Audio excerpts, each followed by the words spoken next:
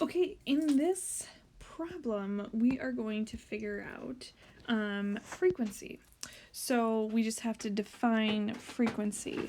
The definition of frequency is finding the number of rotations that'll take place per second.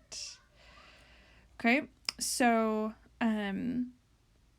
we learned that a period is the time it takes to make one rotation.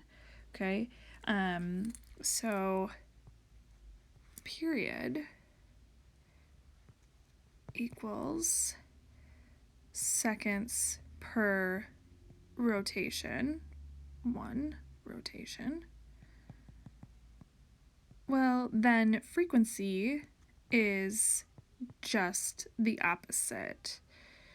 Rotation per second. Okay, and then since they are just the opposite, that means to connect them, we can just go period is 1 over frequency, and then frequency is 1 over period. Okay? So we look at this, it says Hamlet, a hamster, runs on his exercise wheel, which turns around once every 0.5 seconds. What is the frequency of the wheel? So we have a rotation of 1 for every 0.5 seconds.